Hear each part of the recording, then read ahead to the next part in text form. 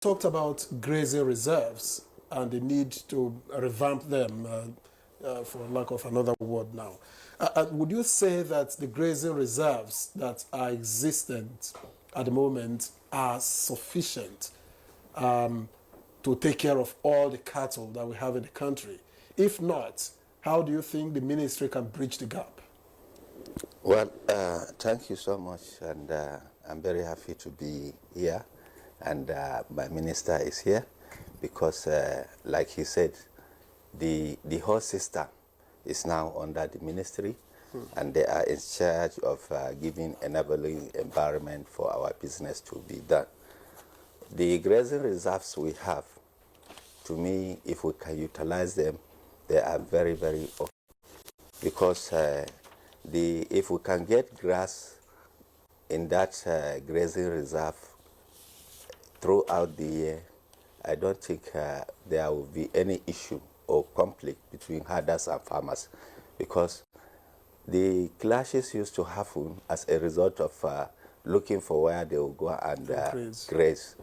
So if we can get grasses, at least where there is water, the grasses will be there to grow.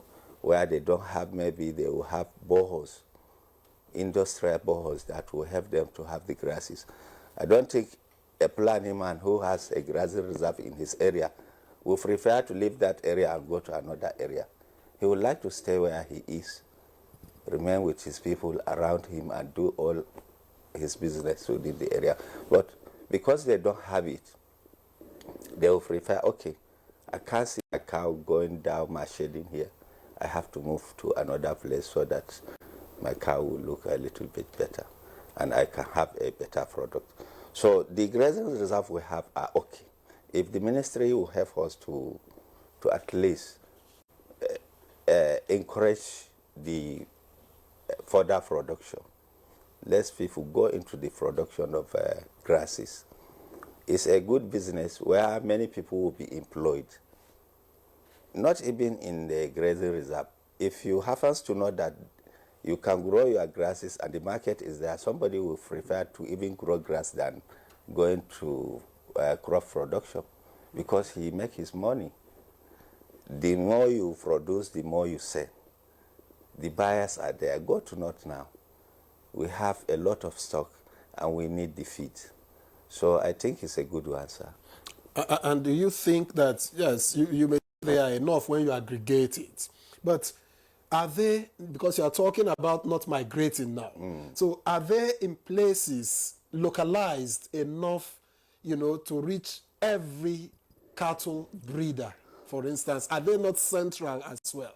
You see, in every community, like where I know, for instance, in Jigawa State, we have what we call Gandundaji. That is grazing reserve in Hausa. That place is meant for grazing. Nobody is farming in the land. It's empty land that is allowed for grazing. So I think so many states have such. And this grazing reserve were created since before independence, as the minister says. So they are there already. The map is there. People would know. And in some places now, it was encouraged. Okay. People are farming in the grazing reserve. In some places, they sold it. Like I see one in here, FCT, this Karshi.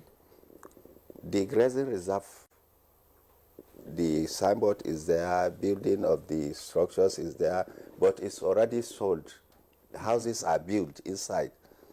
Hardly you can see 2 floors inside that grazing reserve where herders will go and graze. It's been built up. It's built up here, not in FCT. So are you saying that if the grazing reserves are available, those who move around with their cattle would stop? They will. They don't have reason to move, because what they are looking for, grass. If they can feed their cattle where they are, they don't have to What move. about the excuse given in the past when such laws try to come up in some states? Some people saying it's their way of life, it's their culture, to move with this cattle. No, it's not like that. They move because they have to look for grasses to feed their animal. Go to North now. In some places, you cannot see grasses. After 1 or 2 months now, they will start looking for alternative areas to graze their cattle. If they have their grasses there, nobody is willing to be moving up and down. It's not a matter of culture. No, it's because they don't have, and they have to look for alternative. You know, as human beings, you must eat and drink. Likewise, animals must to survive if they eat and drink. They cannot survive without eating or drinking. And you cannot get a quality meat, a quality milk, without giving them the correct feed.